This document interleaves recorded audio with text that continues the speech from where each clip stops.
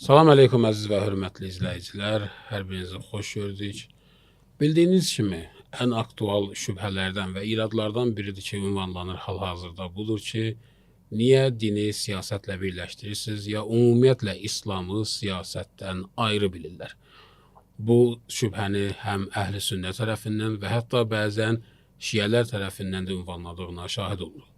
Ona görə bu məsələni araşdırmaq istəyirik. Din siyasətdən ayrıdırmı, yoxsa yox? Və ya siyasi İslam obrazı hardan və necə yaranıb, bunu araşdırmaq istəyirik.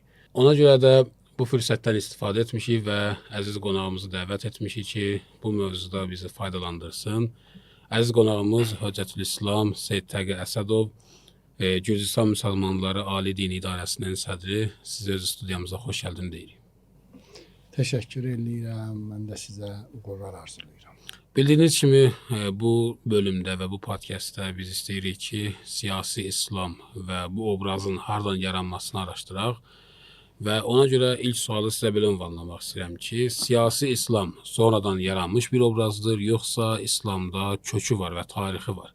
Yəni sualımızı belə ünvanlayaq. Siyasi İslam sözü və ya anlayışı və düşüncəsi hardan başlayıb və hara arxalanır? Bismillahirrahmanirrahim. Çox gözəl sualdır. Bildiyiniz kimi bütün bəşər tarixi sistemlər hər hansı əqidədən asılı olmayaraq təməli dinidir və dini qanunlarla idarə olunur. Ta gəlir o sekularlaşma, dünyəviləşmə ki deyirlər, 19-cu əsrdən ki başlayır.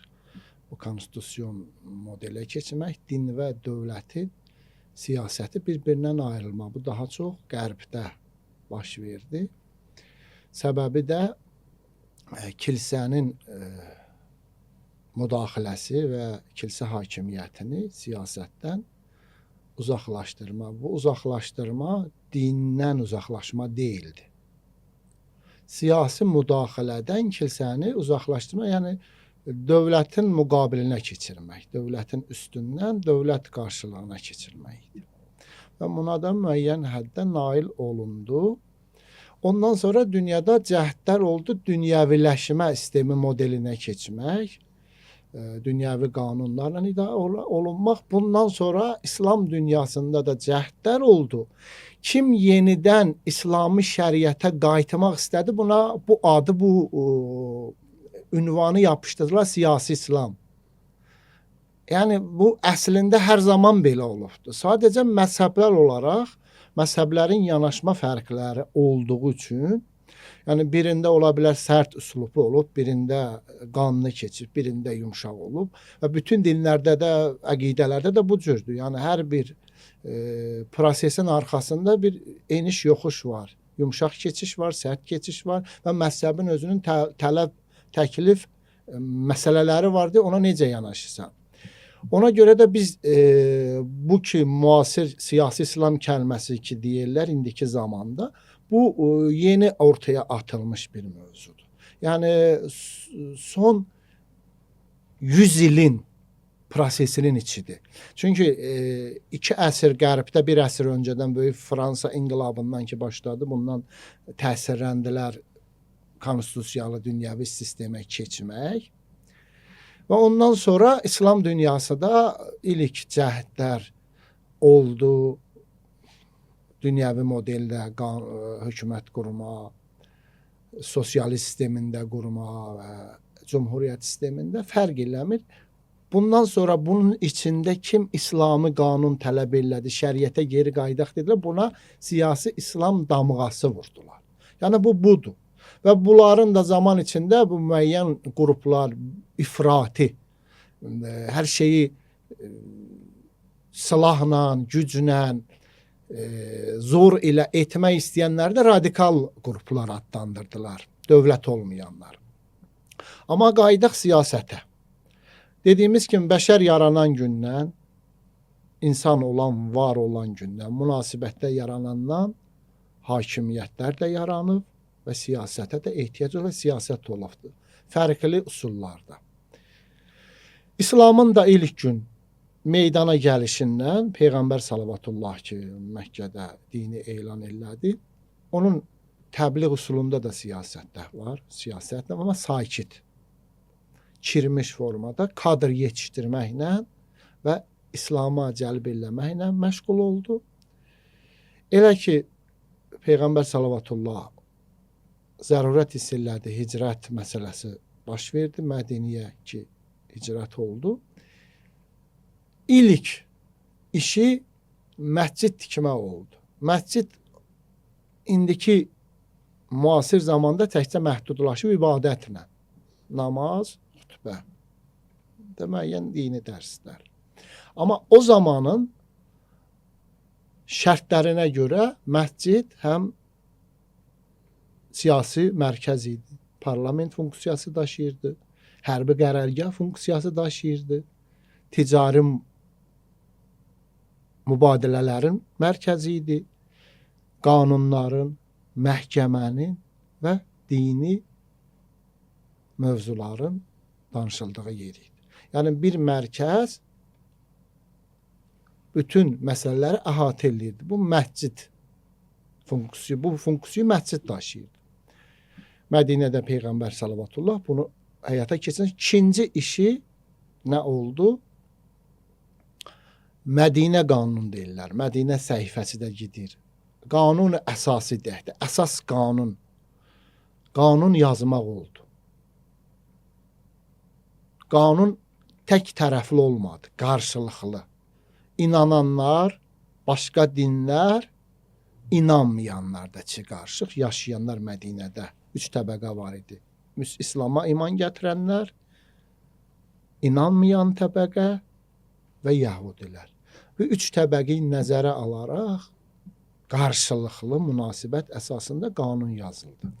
Və o qanun bugünkü konstitusiya sözü ki, müasir kəlmədir. Əslində kökü fransız və Roma, Yunan yeyinə qadir bir şeyin icra etmək, həyata keçirmək. Bu qanunu ilk dəfə dünya tarixində insanları nəzərə alaraq həyata keçirən Peyğəmbər əleyhissalamdır. Bundan öncə qanunlar, qərarlar varmı? Var.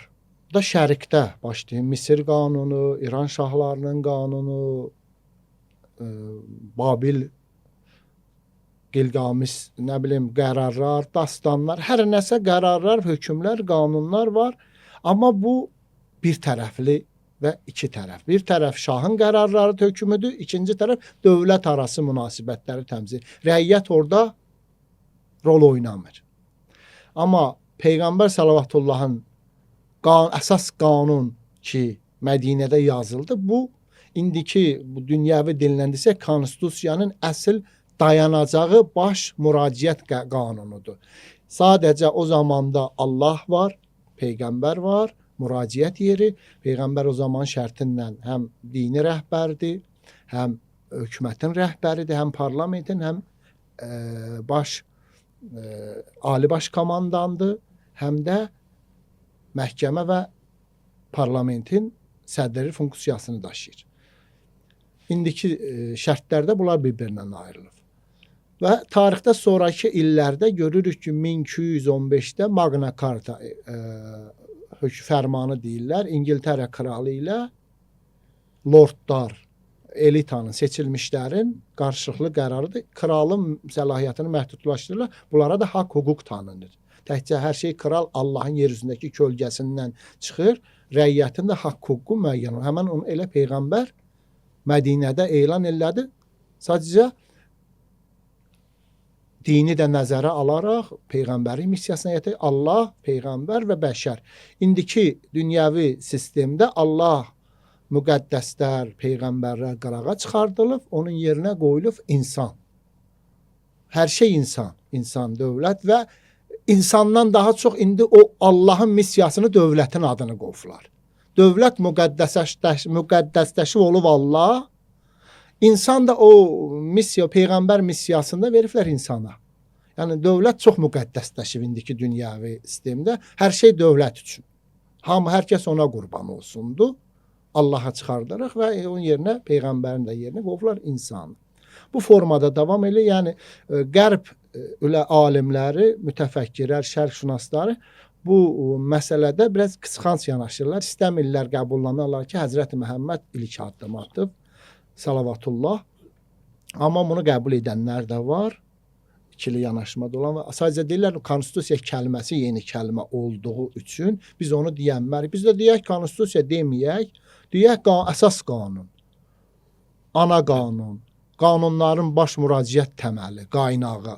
Amma yenə də Magna Carta'ya deyirlər, amma konstitusiyanın ilk təməl qaynağı deyirlər. 606 əsr arada fərq var. Bəli. Ona qayda bilir, amma peyğəmbərə gələndə deyirlər konstitusiya kəlməsi olsun, konstitusiya olmasın, amma yenə müraciət edib onu oxanda, müqayisəli baxanda görürsən ki, təməl olaraq bütün qanunların əsası, dünyəvi qanunlar elə oradan götürülmüşə bənzəyir və ora çox müraciət də olunub, hərçət qəbul etməsələr də. Yəni biz belə deyə bilərik ki, hal-hazırda müasir siyasətçi var ki, adını demokratiya qoydular, təbii ki, İslam azadlığı ilə fərqlidir və fərqlərini də gözəl izah etdiniz ki, İslam azadlığında başda Allah və müqəddəslərdir. Yəni bunu deyə bilərik ki, bunun təməlin Peyğəmbər sallallahu aleyhi ve sellem qoyub və Peyğəmbərin zamanından başlayan bir siyasətdir və ümumiyyətlə İslam siyasət üzərində qurulub. Bunu deyə bilərik, çünki ilk addım məsciddir və məsciddə siyasi işlər görsə, yəni bunu deyə bilərik ki, ilk addım İslamda siyasət və İslamın özü siyasətlə əsasında qurulub. Bilirsiniz necədir? Bunu bir-birindən ayırmaq özü yəni ağıldan qırağa bir məsələdir. Bir yerdə ki qanun var, çərçivə var, qayda qanun var, şəriət yəni qanun, hüquq. Hüquq olan yerdə cəza var. Münasibətlər var, bu özü siyasətdir. Və bəli, tamamilə Peyğəmbərin dini də qurduğu sistemdə dövlət varsa siyasət var. Siyasətdən ayrı deyil. Dövlətin mahiyyəti siyasətdir. Zaman içində bunu həqiqətindən uzaqlaşdırdılar. Ləyaqətsiz adamların Peyğəmbər adına hakimiyyətə gəlməyi ilə bu məsələ uzaqlaşdı. İnsanlar bundan uzaqlaşdı. Əsl din, əsl Peyğəmbər yolu kölgədə qaldı. Peyğəmbər adına iddialı olanlar gəldilər hakimiyyət başına və öz bildikləri kimi bu siyasət apardılar. Amma siyasət dindən ayrı deyil, bunlar bir-birinin davamıdır. Onu da vurğulayaq, Peyğəmbərin Mədinədə 3-cü işi nə oldu? Qanundan sonra. Qanunun içində Yahudilərə xüsusi hüquq verdi, öz dinlərində qalmaq və əgər xəyanət olunsa, öz şəriətləri əsasında cəzalanacaqlar, demədi İslam. Bu xüsusi hüquq da tanındı və müharibə xərclərdə də bərabər əl-ələ verib kömək etməklər bir, yəni tam qarşılıqlı hüquq müəyyən olundu. Üçüncü məsələ qardaşlaşdırma məsələdir. Bunun özü çox mühüm məsələdir. Birinci etapda Yəhudi inanmayan, inanan, inananın içində də tək ərəb deyil. Afrikalı var, fars var və bilmədiyimiz başqa millətlərdən var. Bunları qardaşdırmaq nə eləməkdir? Etnik dini ayrılığı ortadan qaldırmaqdır. Fərqliyi qaldırmaqdır. İndiki dünyəvi dillə ki, deyirlər insan hüquqları, hüquq hamı üçündür, hamı hüquq qarşısında bərabərdir. Gənə ilk tarixi təməlini kim atdı? Peyğəmbər. Qardaşlaşma ilə. Və özü də Əmirül-Möminin Əli ibn Əbi Talib əleyhissalamla qardaş oldu. Hər kəsi bir-birindən qardaş etdi. Özünə də Əli əleyhissalamı saxladı, onunla qardaş oldu. Və Mədinədə qara, ağ, ərəb, əcəm söhbəti də ortadan qaldırıldı. Bunun özü tarix üçün böyük bir addımdır. Çox gözəl. Bir məsələyə işarə etdiniz, o elə çox mühüm məqam idi ki, bəziləri Peyğəmbərdən sonra öz fəsadlarını davam etdirmək üçün hakimiyyət iddiası. Ona qayıdaq. Peyğəmbərdən sonra nə baş verdi? Yəni Peyğəmbər çox gözəl izah etdiniz ki, İslam Peyğəmbər təqdim etdi xalqa və müsəlman etdi və ilk quruşuğundan da, yəni dövlət qurmaq və dövlət qurmağın özü mahiyyəti və anlayışı siyasi bir şeydir. Amma peyğəmbərdən sonra biz deyirik ki, imamlarımızın haqqı idi bu hakimiyyət və bu onların əlindən qəsb olundu və onlardan bu haqqı onlardan aldılar. İndi bu haqq ki biz deyirik onlardan aldılar. Bəziləri gəlib belə deyirlər ki, imamlara icazə vermədilər ki, dini təbliğ etsinlər. Belə istəyirlər ki, iddia etsinlər. Amma necədir? O haqq ki imamlardan qəsb olundu və onların haqqı idi və alındı, bu həmən siyasi hakimiyyət idi, yoxsa mənəvi haqlar idi? Biz qaydırıq peyğəmbərlik missiyasına. Peyğəmbərlik məsələsi ilahidən seçimdir. Həm də təyindir. Ümmətin, xalqın, millətin üstünə. Peyğəmbər Allah tərəfindən seçildi və Allahın kəlamını bəşəriyyətə çatdırdı. Məlum olanı Qurandır, ortadadır. Peyğəmbərin tarix deyir, son həcc ziyarətindən sonra qaydanda Qədirxum çölü deyilən bir məntəqədə Məkkə və Mədinə arasında Quranın Maidə surəsində 67-ci ayəsində də ki vurğulanır, sənə əmr olunanı çatdır. Ya çatdırmasan zəhmətin hədər gedə. Burada bir təhdid var peyğəmbərə ilahidən. Biz bu ayəni saxlayırıq, dönürük geri. Peyğəmbər ona kimi elə bir məsələ varmı çatdırmayıbdır. Namazdır, oruçdur, halaldır, haramdır, zinasıdır, olardı, olmazdı, münasibə, hər şey çatdırıbdır. Və Peyğəmbərə bu formada, sərt formada heç nə deyilmir. O nədir yarımçıq olan ki, çatdır, Peyğəmbərlik davamı olsun? Bir dövlət var, dövlət öz başına qoyula bilməz ki, dünyada hər bir kəs özündən sonra şahlarda oğul məsələsidir, dünyəvi dövlətlərdə seçimdir və özündən sonra kimsə olmalıdır. Bu siyasətin təbii tələbi qanunudur. Vərasət bir-birinin davamı olmalı. Yəni sistemdə davamlılıq mühüm, davamlılıq olmasa çökər. Və ən layiq kimdir? O olmalıdır. Nəinki layiq olmayan. Tarix bunun ləyaqətsizlərin hakimiyyətə gəldiyini göstəribdir. Amma proses sözü deyir ki, səndən sonra kimsə olmalıdır. Peyğəmbərlikdə şərt budur ki, Peyğəmbər özündən öncəki Peyğəmbəri təsdiqləsin, bir də özündən sonra gələni təsdiqləsin ki, məndən sonra olmalıdır. Təsdiq tələb olunur. Əqaiddə də, bəhsdə də, dində də. Necə olur? Peyğəmbər, bəli, Xatəmül Ənbiyadır, Peyğəmbərlərin xətimi sonuncusudur, möhrüdür. Amma özündən sonra gələcək siyasi tərəfi deyək, mənəvi tərəf davamçısını seçmədən geçsin. Ağıl, məntiq bunu qəbul eləmir. Bəşər, dünyəvi olan şəxslər özünə seçim edə bilirsə, Peyğəmbər edəndə olmaz, bu nətər olur? Ki, ziddiyyət təşkil edir Allahın qayda, qanun, düsturunla. Bəşər bunu Peyğəmbərdən daha ağıllıyıq mı biz? Xeyr. Ona mövzuydu İmam Əlinin rəhbərliyi, vilayəti məsələsi idi. Peyğəmbər bu məsələni Əli əleyhissalamın vilayətini elan eləyəndən sonra ümmətə məndən sonra rəhbər İmam Əlidir. Onu açıqlayandan sonra ki, mən kimin mövlasıyam, Əli də onun mövlasıdır. Bu kəlmədən sonra rəhbəridir. Əhl-i-Sünnə qardaşlar mövla rəhbəri, dost qardaşa yozurlar. Amma burada bir ziddiyyət var. Dost qardaş o istinin altında neçə min həcini dayandırıb bunu eləmək üçün deyildi. Və burada bir siyasi bir addım da var. Bu elandan sonra orada olan həclərin əksəriyyəti beyyət edilir. Beyyət özü siyasidir. Bugünkü dinlə seçməkdir, rəy verməkdir. Ərəb kültüründə bir-birinə beyyət eləmək, əlini əlinin üstünə qoymaq, yəni mən səni qəbul edirəm, ya sənə söz verdim, ya əhd bağlayıram, ya tayfa əlaqələrində, ya siyasi, ya hərbi əlaqələrdə. Yəni sənə dəstək verəcəm, sənin yanındayam. Qardaşlaşma mövzusu Mədinədə olmuşdu axı. Peyğəmbər Əli ilə qardaş olmuşdu. Hamı da bir-birinə qardaş elan. Burada qardaşlığı elan eləməyə nəyə ehtiyac var? Ki, ziddiyyət var burada. Hakimiyyətdir dəqiq. Və bu da Peyğəmbərin istəyi deyil. Allahın seçimidir. Peyğəmbər sadəcə elan eləyir.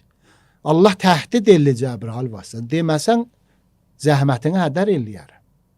Və dalından ayə gəlir, yəni həmən Maidədə. Ki, bugündən dinini kamilləşdirdim. Yəni, Əli vilayətindən kamilləşdi. Nə Əlinin istəyidir, seçimidir, nə Peyğəmbərin öz istəyidir. Yəni Peyğəmbərin sözlərindən sonra o aya gəldi ki, dinin kamilləşdi. Bəli. Bu, vilayət məsələsidir ki, bu Allahın istəyidir. Allahın tərəfindən seçilmişlikdir. Nə bəşər istəkdir.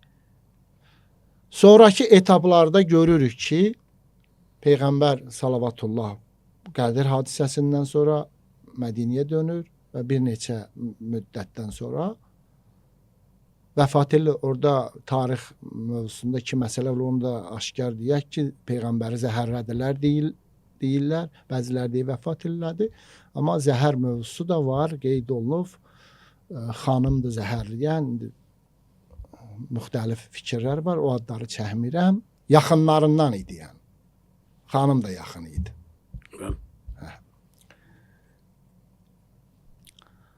Sonra nə baş verir? Əmir əl-Möminin Əli əleyhissalam Peyğəmbərin şəhadətinə başı qarışdığı üçün qucağında can verdi, vəfat elədi. İbn Abbas da var. Əms Abbasla. İbn Abbas yox, Əms Abbasla. Burada başı Peyğəmbərin vəfatına qarışanda Bəni Səqifədə yığıncaq oldu. Getdilər orada özlərinə yeni rəhbər seçməyə. Mədinəlilər, Ənsar, muhacir, yəni hicrət edənlər, Məkkəlilər, Əbu Bəkir, Ömər də onlara getdi, qoşuldu. Mədinəlilər rəhbər seçəndə Ömər siyasi taktika işlətdi. Bir dənə söz işlətdi ki, gələk rəhbər Peyğəmbərə qohum olsun, yaxın olsun. Əli qohum idi də, yaxın idi də, Allah da seçmişdi də. Peyğəmbərin evində böyümüşdü. Heç böyüməmişdi, fərq eləmir. Böyümüşdü, ona şübhəmiz yoxdur. Kəbədə dünyaya gəlmişdi. Tarixdən ikinci nişanəsi tayı bərabəri yoxdur. Bütün İslamın varlığında hər yerində payı var. İslamın ayağında qalmağında canlı qov, generallıq eləyib. Bütün məsələlərdə İslamın yaşamağında Əlinin biləyi, qılıncı, payı var. Bəziləri amma müharibələrdə harasa qaçırdılar, Peyğəmbəri tək qov. Heç biri tarixdə bizə bəlli deyil ki, normal iki dənə, ya bir dənə adam öldürüblər, kişi kimi qılınc çəkiblər. Heç məlum da deyil. Hətta o əs-sabiqun da mən bildiyimə görə həmin. Ühddə də qoydular, qaçdılar dağın başına. Şaya yadılar ki, Peyğəmbər öldürülübdü. Qoydular, Əli əleyhissalam yenə canlı sipər elədi, oxların, daşın qarşısında Peyğəmbəri qorudu. Hər ikisi də yaralandılar. Allah qorudu. Ömər ibn Xəttab taktika işlətdi ki, Peyğəmbərə qohum olmaq lazımdır. Peyğəmbərin də qaynatası, özü də qaynatası sayılırdı Əbu Bəkirdə. Əbu Bəkiri irəli verdi. Özündən də yaşda biraz böyük idi. Əbu Bəkir kimin təklifindən gəldi oldu? Ömərin. Və qəbullandılar və ondan sonra bu sistem adlandı xəlifə, xilafət. Peyğəmbər xəlifəsi. Və əhl-i qardaşı burada bir ortaya irad tulluyur ki, Peyğəmbər canişin təyin eləmədi və bu seçimlə olmalıdır. Ümmətin seçiminlə. Birincisi, ümmətin o qədər səlahiyyət yoxdur. Ümmətin hərənin bir rəyi var, bir fikri var. İslam dünyası bir görürükdə nə? Hərə bir rəydədir, hərənin bir fikri var. Qanun verici, qərar çıxardan Allah və onun höccəti Peyğəmbərdir. Və o da Allah tərəfindən təyin olunmalıdır. Dindirsə də bu ümumi ümmətin hərbi müşavirədir, dini mövzudursa, millətə dini rəhbəri və siyasi bir yerdə birləşir, bunu Allah təyin eləməlidir. ilahidən seçilmiş olmalıdır, nə ümmət içindən. Fərqli mövzudur. Ümmətin içindən ümmət höccət deyil. Rəyi mühümdür və bilənlə bilməyən eyni deyil. Bütün ümmətin damısı eyni deyil. Quran deyil, münafiq də vardı Peyğəmbərin yanında, ətrafında. Amma bir deyil, hamının bir rəyi yoxdur. Müxtəlif fikirlər var. Biləndər, dini qoruyan, savadı, elmi, ilahi, elm, bilgi verilmiş şəxsdir. İlahi bir elm, bilgi verilmiş kimdir? Əli ibn Əbi Talib. Dəlilimiz nədir? Quran deyir ki, Allah, Peyğəmbər və elm bilənə müraciət edin. Sonra Peyğəmbərin hədisi var ki, mən elmin şəhəri, Əli onun qapısıdır. Kim elm öyrənmək istəyir, Əliyə müraciət ediləsin. Və tarixdə əmsalı, misalı doludur, nə qədər məsələlərdə elmi tərəflərdən Əmir Əl-Mömin isbat edib özünü. İkinci xəlifə birincini irəli sürərək orada qəbullandırdı, seçim demirəm, qəbullandırdı və qəbullandılar, o formada davam edirlər. Əmir Əl-Möminin şəxsi haqqından keçdi. Allahın seçimi idi, öz haqqı, hakimiyyəti tələb eləmədi, ümmət qəbul eləmədi, bu da tələb etmədi. Amma ilahidən seçildiydi, təsdiqləndi, beyyət eləmişlər.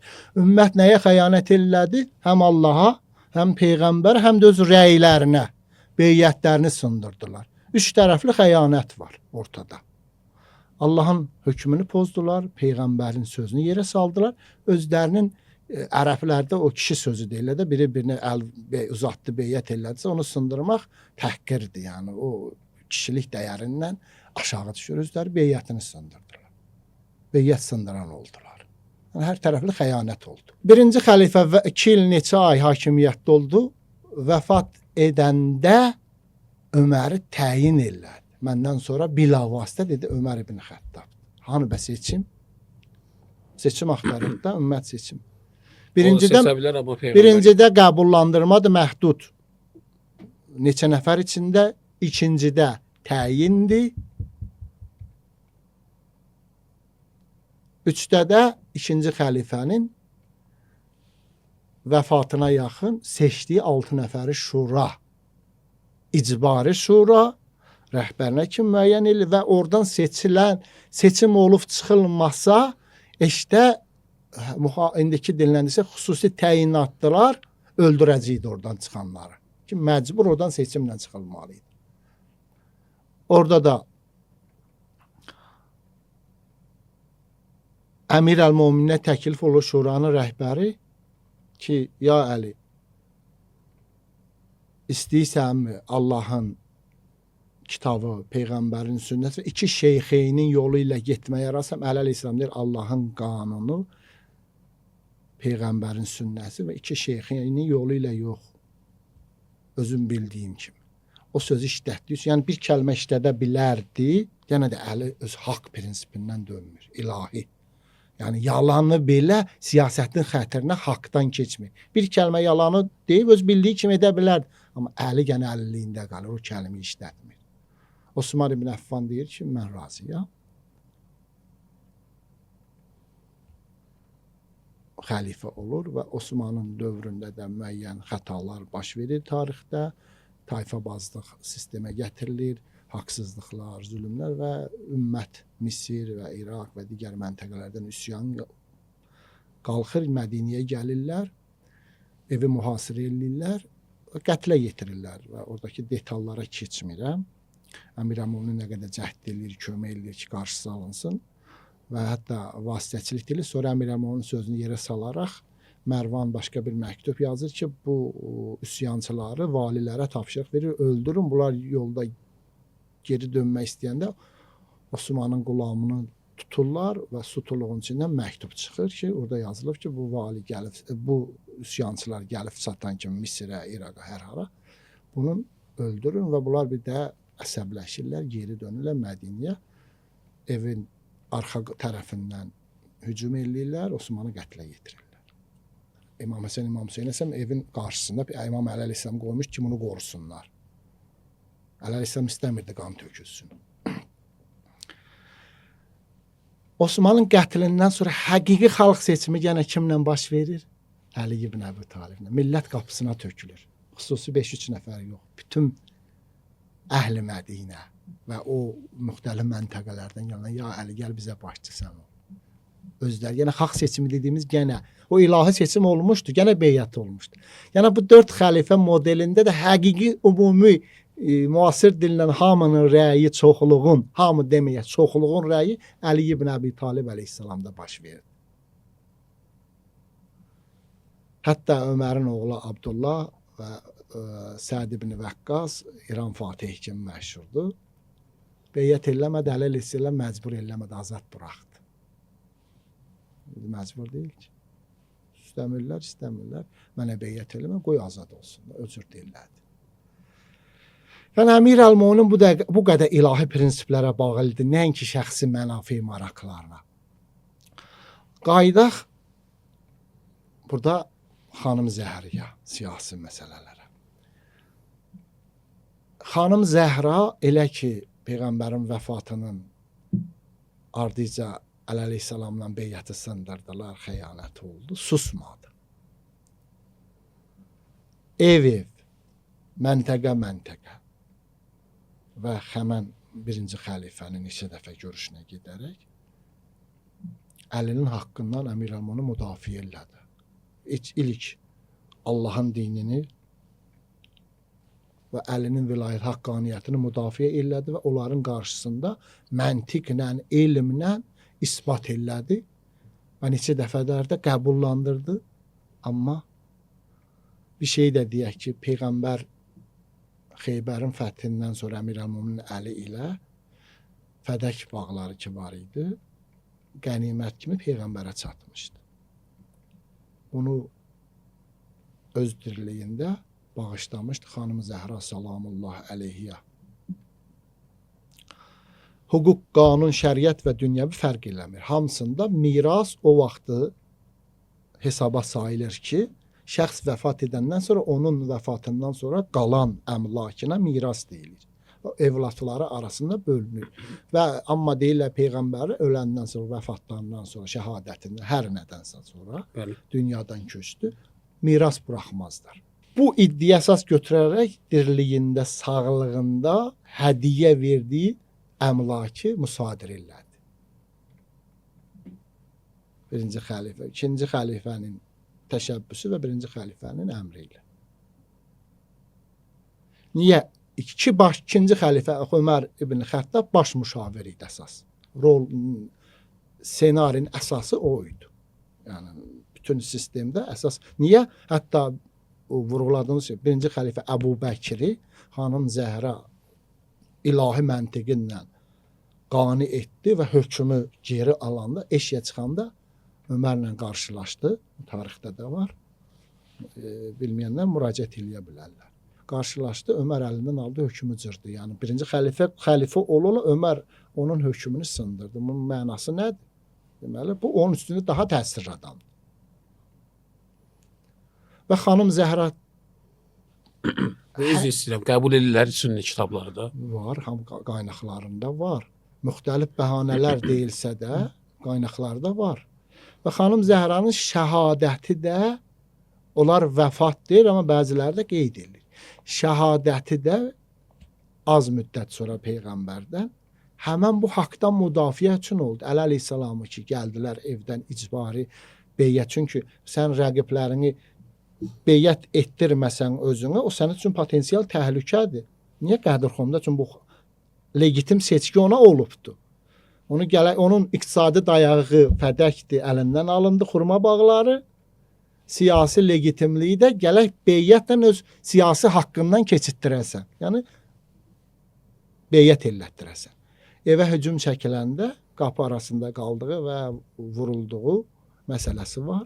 Və o zədədən aldığı zərbədən sonra Möhsün adlı bətrində olan uşağı, oğlanı Peyğəmbər öz dilində adını vermişdi, sidq elədi, saldı və o qabırğa qırılma məsələsi var. Bir neçə müddət yataqda qaldı. Tarix deyir, birinci və ikinci xəlifə Əbu Bəkir və Ömərlə küsülü oldu. Danışmadı və vəfat və şəhadətə yetişəndə də Əmir Əl-Mominə tapşırıq və vəsiyyət etdi. Məni gizli qusul et və dəfn elə. Onlar üstümə gəlməsin. Və qəbri də bugünə kimi gizlidir. Bunun özü bir tarix üçün nümunədir və işarədir. Niyə? Peyğəmbərin o əzəmətdə qızı Ümmü Əbiha deyir, atasının anası deyir, Kövsər surəsi haqqında nazil olub. Vilayətin, imamətin bağlayıcı kodu, yəni Allah üçün bu qədər əzəmətli şəxs, bütün xanımların seçilmişi, Kövsər hovuzu adına verilmiş şəxs, xanım Zəhra. Niyə? Küslü getdi və ilk vilayətin də, imamətin, Allah seçiminin, Allah haqqının müdafiəsi uğrunda şəhid olan xanım Zəhra salamullah əleyhdir. Bizim Şiə ideologiyasında mübarizəmiz sözdü, əməli, elmi mübarizədir. Silahlı mübarizə deyil. Əmir əl-Müminin silah götürə bilərdim. Götürə bilərdim. Amma götürmədi İslamın mənafeyinə. Peyğəmbər dövrünün tələbində aşkı idi. Peyğəmbərin şərtlərində, Peyğəmbərin icazəsindən müharibə olurdu, gedirdi. Bəzi vaxtda da müharibəyə getməyəndə Peyğəmbər məsələn elə mövzular var, Yəmənə göndərdi. Bəzən Mədinədə saxladı hakim olaraq. Peyğəmbər dövründə o bəzən şəhərdən qırağa çıxanda, hara birsə yana gedəndə Mədinədə hər zaman ya bir nəfəri həm hakim qorudu, həm qazi, həm siyasi hakim, vali, həm siyasi və qazi işlərini və yaxud da ikisini də bölürdü bəzən. Birinə birini tapşırdı, birinə birini tapşırdı. İkisinin tarixdə 2 nümunəmiz də var Peyğəmbər dövründə. Yəni qəzavəti birinə verirdi, valiliyi də, hakimliyi də birinə verirdi. Amma bəzən də bir nəfərə tapşırdı. Bu hadisələrimiz də var siyasətdə, İslam tarixində. Və amma İslam içində Peyğəmbərdən sonra Əmir əl-Müminin əlinə silah götürmədi. Ta hakimiyyətə yetişəndən sonra da məcbur qarşı tərəfin fitnə, fəsad cinayətlərinə görə silaha müraciət elədi. Bu da hakimiyyətin tələbləri də məcbur.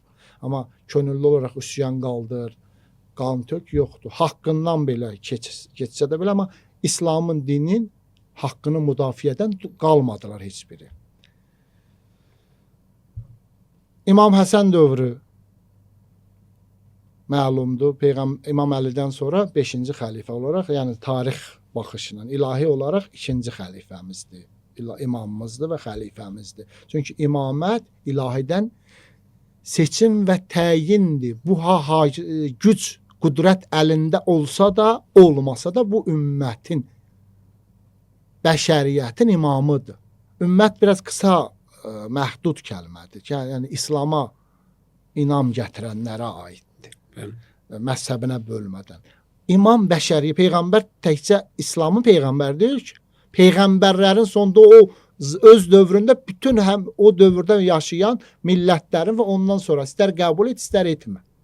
Bu da imam da həmçinin bəşəriyyətin imamıdır. İstər qəbul et, istər etmə. Bu da həmçinin siyasətdə istər olsun, istər olmasın. Həm imamdır, həm siyasi də rəhbərdir. Sadəcə şəraitə, dövrə görə fərqli funksiyalar həyata keçirilir. Allahın dinini çatdırmaq, Peyğəmbərin dinindən müdafiə eləmə, insanları hidayət eləmə. Siyasət şərait əl versə hakimiyyətə gəlirlər, əl vermədisə də millət istəməlidir. İmam məcbur zorla qan tökərək gəlmək taktikamız yoxdur bizim. Ümmətin ehtiyacı, tələbi Allah nə olsun seçibdir. Qarşı tərəfin də potensialı olmalıdır bunu qəbul etməyə. Qəbul etmədisə də imam gücə müraciət etmir. Və öz zamanının şərtinə görə xidmətlidir. İmam Həsən əleyhissalama ümmət xəyanət etdi, qoşun, sağ, sol, sülhə getdi, ümmətin vəhdətini qorudu və digər şiələrin qətliamının qarşısını aldı. İmam Hüseyin əleyhissalamda nə oldu? Muaviyə sülh müqaviləsinin şərtini pozdu, özündən sonra heç kimi təyin etməməli idi. İmam Həsənə qayıtmadı, İmam Həsəni zəhərlətdi, şəhadətə yetirdi və sülalə sistemini İslam tarixinə Muaviyə gəldi. Oğlu Peyğəmbər adına hökmranlıq etdi. 2 il nə qədər 3 dənə tarixdə cinayət elədi. Allahın evinin hörmətini sındırdı, Məkkəni yandırdı, dağıtdı. Mədinəni 3 gün qoşuna halal elədi. Səhabələr, tabeinlər şəhadətə yetirildi və qız gəlinlər qoşuna 3 gün halal oldu. Nə demək? Gör neçə min zinadan uşaq əmələ gəldi. 3-cü cinayəti İmam Hüseyin əleyhissalamı şəhid eləmək. İmam Hüseyin əleyhissalamın da etirazı hərbi etiraz deyil, inqilab deyil, çevriliş deyil. ayağa qalxmadır, qiyamdır. Qalxmaq etiraz, sivil etirazdır. Ki sən haqq deyilsən, legitim deyilsən və özü deyir, mən cəddimin dinini islah etmək üçün ayağa qalxdım. Gör Peyğəmbərin dinini necə dəyişmişlər ki, islaha, əslinə qayıtmağa ehtiyac oldu. İmam Hüseyin bu sözü işlətdi. Və Kufə cəmaatının məktubu, müraciəti, neçə min məktubu əsasında Kufiyyə tərəf hərəkət etdi. Hətta Mədinədən Kəbəyə getdi, həcc dövrü ziyarət elədi. Vaxtından tez Kəbəni, qurbanı kəsdi, tərk elədi. Qurbanlıq gündəndir. Niyə? Yezidin adamları gəlmişdi, ehram altında qılıncla qan tökmək istirdi Allahın önündə. İmam qan tökülməsin deyə oradan çıxdı. Gələndə də yolda yenə Kərbala, indiki Kərbalada qavağını kəsdi, Kufiyyə çatmamış. Dedi, qoşuna müraciət elədi ki, mən icazə verin, geri gedim. Yəni hədəfi müharibə deyildi. Qan deyil. Məcbur cəlb olundu müharibəyə. Cəlb olundu və kişi kimi də azı nə var idi, ondan da vuruşdu və sözünü, haqqını da, Allahın da sözünü və onlara da nəsiyyət elədi, yığdı qoşunu, Allahın haqqını, hüququnu, dinini çatdırdı, nəsiyyət elədi. Gənə xeyri olmadı, son anına kimi vuruşdu, şəhadətə yetişdi və şəhadəti ilə həmən islahını elədi. Yolu ayırdı. Həqiqi Peyğəmbər yolunun ikinci dəfə göstərdi, bizə ayırdı. Həqiqət nə olduğunu. Hər tərəf İslam deyir, amma həqiqi İslamı göstərişi Peyğəmbərin İmam Hüseynin qanı ilə ondan sonra ayrıldı bu yol və millətlərə, insanlara xanım Zeynəb və İmam Səccədin vasitəsilə çatdırıldı, bilindi. Bu formada davam edir. Digər imamlarımız da elmi, dua, təbliğ və necə deyirlər, nümayəndəlik sistemini yaratmaqla şəraitlərə görə xidmətlərini eləyiblər. Bəs sual da elə bu ola bilər. Məsələn, İmam Əli tam fərqli bir siyasət götürür və beyət məcburi olsa da qəbul edir. Amma İmam Hüseyin görür ki, elə beyət etmir və hətta ailəsi ilə getdiyi səfərdə onun qabağını kəsirlər və o Kərbəla və Aşura səhnəsi yaranır. Amma sonraki imamlar həmən siyasəti getmirlər və başqa fərqli siyasətlər ilə İmam Hüseyin kimi qiyam etmirlər. Bunlar paradoksdur, yoxsa bir xəttin gedişidir? Yəni bunları Şəhid Rəhbərin də gözəl bir kitab var, 250 yaşlı insan. Bunları bir insan kimi, yəni 11 imamın həyatını bir insanın seyr etdiyi bir həyat kimi görür. Bunları paradoks kimi görür, yoxsa hər bir zamana aid müxtəlif siyasətlər və tədbirlər görür? Çox gözəl sualdır və çox gözəl vurğu elədiniz. Heç bir paradoks yoxdur. Hamısı bir-birinin davamıdır. İmam Hüseynin qiyam qalxmağa etiraz etməyin legitim haqqı var idi. Ən azından sülhə qayıda bilərdi. Sülh qanununda şiələrin haqqı və rəhbərliyin qayıtmalı idi kimə? Əhl-i Beytə. İmam Həsənə. İmam Həsəndən sonra da İmam Hüseyin. İmam Həsən ortada heç cür Muaviyyənin haqqı yox idi. Yazılı sənət var idi da ortada. Addatsın, oğluna sülalə sisteminə getsin. Pis o bir xəlifələr belə bunu eləməmişdi. Amma bu bunu elədi. İmam Həsən ən azından, İmam Hüseyin ən azından o sənədə belə istinad eləyərək haqqı var idi etiraz eləməyə. Ki ilahi haqq başqa, dünyəvi dillə də desək. Əgər sussa belə öz prinsiplərinə qarşı çıxardı. Gələk etiraz edirdi və etməli də etdi də. Və o bir imamların şəraiti, zamanı, dövrü əl vermədi deyə onlar qiyam etmədi. İnqilab demirəm ha, inqilab qan deməkdir. İmamların missiyası qan tökmək deyil. Qanın qarşısına onlar məcburiyyət qarşısında müharibələrə gediblər. Heç biri hücum və qan töküm, sərvət, qənimət götürüm qəsdidir. Hətta Peyğəmbərdə belə hamısı müdafiədir.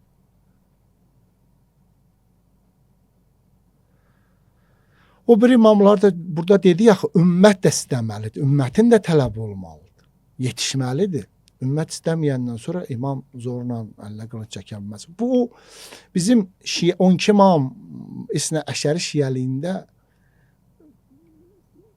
inqilab və o üsyanımız qan üzərində deyil, silah üzərindədir. Bu Zeydi imamlığındadır. 5 imamlıqdadır ki, onların da xüsusiyyətində o imama imam deyirlər, rəhbərə, yəni onların dilinə məsum yox, pak ilaha seçilmiş yox. İmam, rəhbər, siyasi fiqur. O daimi müharibədədir və onların bu gün də qurşaqlarında qılınc var və bellərinə də şərf bağlanır. Onun Xəncər olur. xəncər olur qarın nahiyəsində. O hər zaman müharibədik mənasını verir. Və bu gün də ərəb aləminin üzünə ağardırlar. Allah üzlərini ağ eləsin. Yəmənilər Zeydidirlər. Bəli. Ki, bunların ideologiyası bu cürdür. Ki, daimi o imam ki oturur, elmlə, dinlə, mənəvi, bunlar onu imam kimi biraz ciddi qəbul etmirlər. Yəni, onların düşüncəsinə görə. Biz şiyələr daha çox elmi, mədəni, kültürel bu sahələrdə işlədik və elə də oldu. O biri imamlar da məcburiyyət qarşısındadır. İmam Baqir və İmam Sadiq dövrü Əməvi və Abbasilər arasında ciddi müharibələr getdiyi üçün bunlar fürsətdən istifadə elədi. Mədinədə akademiya yaratdılar. Peyğəmbərin hərəmində, məscidində 4-5 min nəfər tələbə yetişdirdilər. Elə əhl-i sünnə qardaşlarımızın Hənəfi məzhəbinin böyüyü Numan ibn Sabit əslən İranlıdır, Farsdır da, yəni ərəb də deyil. O məzhəbi formalaşdıran Farsdır. Əbu Hənifə kimi tanınır. Bəli, bəli. Bu şəxs də orada 2 il nə qədər dərs oxudu və dolayısıyla o biri məzhəbin sahibləri də gənə imamdan dərs aldılar. Şagirdin şagirdi ilə.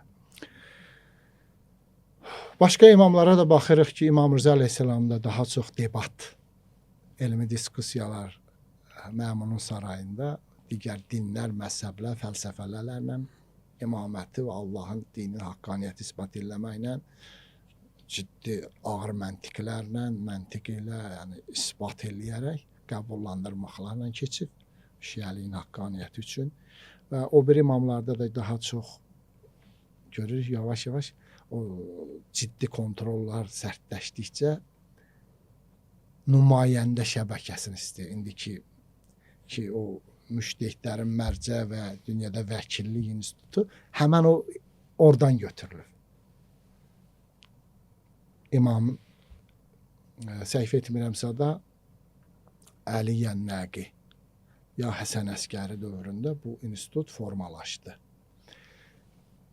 Ki dünya nümayəndələr, vəkillər göndərmə və aşkar vəkil 4 naib də 12-ci imamımız İmam Sahib Əsr və Zaman əleyhissalamın qeybəti Suğra kiçik qeybətində 4 dənə nümayəndə seçdi ki, bunlar da mənim vəkilimdir. Kimin şiyələrimizin müraciət tələbi varsa bunlara müraciət eləsin. O da bizə çatdıracaq. Cavabınızı oradan alacaqsınız. Bunlar vəfat edəndən sonra da qeybəti kübra, böyük qeybət başlayır və ondan sonra üləmanın hamısı, üləmanın ixtiyarına verilir ki, din alimləri, müştəhidlər müraciət yerinizdir. Sizin sözlərinizdən belə bir çıxarış etmək istəyirəm ki, imamlar əgər öz o haqlarından geri çəkiliblərsə və məşğul olublar elmi sahədə inkişaf etməyə, İmam Hüseyndən sonra xüsusilə bu daha çox alır, bu ümmətin səhvidir.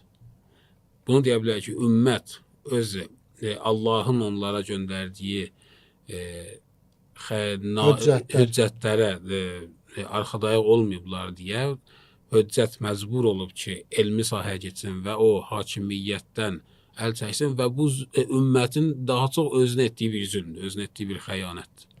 Və ona görə indi biz başa düşürük ki, yəni bu baxışdan baxanda tam aydın olur ki, İmam zamanının qeybə çəkilməyi. Yəni bu baxışdan biz baxanda ki, Allah Teala peyğəmbər göndərdi, bir xətt kimi baxaq da. Bir peyğəmbər gəldi, siyasi hakimiyyət qurdu və orada dövlət idarəçiliyi oldu və təkid oldu peyğəmbərə ki, bunlar tamamlanmayacaq, məgər bu ki, özündən sonraki canişini təyin edəsən. Canişini təyin etdi, ümmət oradan başladı bu canişinlərə xəyanət etməyə, ta ki gəldi İmam Hüseyndə Aşura səhnəsi yarandı İmamlarımız o siyasətdən uzaq qaldılar və elmə və elmin inkişafına məşğul oldular. Ta ki ümmət Allah tərəfindən bir qəzəbə düçar olur və imam qeybət çəkilir. Bu mənim sizin sözlərinizdən başa düşdüyüm bir çıxarışdır. Bəli, ümmətin də qəbul eləmə potensialı olmalıdır. Biz elə tarixin ilkinə qaydanda Məkkə dövrünün həmən məsələdir.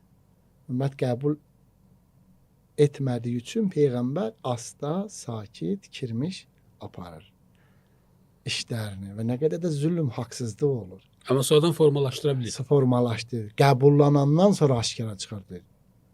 İmam Əli dövrünə baxanda İmam Əli Peyğəmbər dövrü çətirdi. Hamıya münafiqə də sinə çıxdı, hamı İslamın naminə.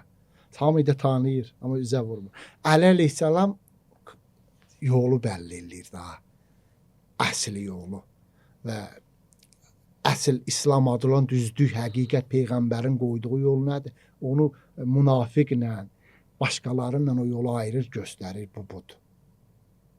Əli yoldur. Həmən hər günkü həmdə oxuyuruq, düz yol, doğru yol, ne? Düz yola hidayət, həmən o Əli yoludur. Peyğəmbər yoludur, başqa yol deyil. Əli əleyhissalamın 3 müharibəsi, üçü də İslam içində olandır. İslam qırağında olan deyil. Hamısı deyir, mən müsəlmanam. Cəməldə də həmçinin. Cəməldəkilər də müsəlmandır, Nəhrəvanda da, Xəvaricdə. Hər üçü də müsəlmandır. Üçü də şəxsi maraqlara, dünyasına görə əmir-əl-möminlər. Əhl-i sünnə qardaşlarımızın nəzərindən belə baxsaq, mövcud olan hakimə qarşı çıxmaq olmaz. Üçü də mövcud hakimiyyətə qarşı çıxdı. Qarşı tərəf. Yəni, legitim xəlifəyə qarşı çıxmaq olmaz da, ulul əmrə qarşı çıxmaq. Nəzərlə də baxsaq, gənə Ayşə xanımın böyüklüyündə Cəməl, Təlhə Zübeyir, Xəvaric, xaricilər və Sifeyn. Hal-hazırda da deyirlər də, bunu Vəhabi düşüncəsində olanlar deyirlər ki, hakimiyyətə qarşı çıxmaq olmaz, vələ əgər o zülm etmiş olsa belə. Fərqi yoxdur. Hakim kimdən asılı olmayaraq Allahın dininin haqqını müdafiə etmək hər bir kəsin borcudur. Silahlı sözdən getmir. Etiraz, mədəni, sivil. Etiraz ən azından olmalıdır. Kim deyir ki, sən silah göt, avtomat göt, qan tök? Etiraz ən azından haqsızlığa qarşı etiraz olmalıdır və biz xanım Zəhrada da bunu görürük. Əmir-əl-Möminidə də görürük və digər imamlarda da hər zaman etirazlarını da görürük. Amma şəxsin maraq mənafeylərinə görə yox, Allahın dinin haqqına görə görürük. Etiraz eləyirlər və həyata keçirirlər. Öz maraqlarından həmişə keçiblər. Öz maraqlarının şəxsi istəklərinə görə eləyirlər. Çünki bunlar Allahın höccətləridir. Başqaları şəxsi ölçə bilər, bunlar yox. Öz ziyanına belə olsa insanların haqqının, hüququna həmişə riayət edirlər. Tarix göstərir, əmir-əl-möminin nə qədər məsələlər oldu. Öz əleyhinə belə oldu, amma xalqın istəyinə üstünlük verdi. Xalqın istəyindən keçmədi. Onların rəyinə ehtiram elədi və onu da vurğulayaq ki, tarixdə ilk hərbi üsyan şiəliyin adına şiələrin özündən deyil. Yəni, Əhl-i Beytdən deyil. Təvvabindir. Yəni, şiə Əhl-i Beyt tərəfdarları qalıqdılar Kərbala hadisəsindən sonra İmam Hüseyin haqqını müdafiə eləmək üçün neçə min nəfər Əməvi qoşundan vuruşaraq şəhadətə yetdi ki, biz zamanında İmam Hüseynə kömək edə bilmədik və peşmançılıq. Təvvabi, yəni tövbə edənlər adı oradan götürülür. Tövbə etdilər, şəhadətə yetdilər və bundan sonra Muxtar qiyamı deyirlər, Küfə mərkəzdir və bu müəyyən həddən nail oldu. Küfə mərkəzli bir hakimiyyət də qurdu, az müddətdə olsa. İlk Əhl-i Beytdən qırağa şiə hakimiyyəti quran şəxs tarix olaraq az da olsa Muxtardır. Və buna nail oldu. Tam nail olanmadı ki, Əməviləri və Zübeyirləri ortadan qaldıranmadı və özdə Zübeyirlərin əli ilə, Abdullah ibn Zübeyrin uşaqlarının əlindən ortadan qaldırıldı.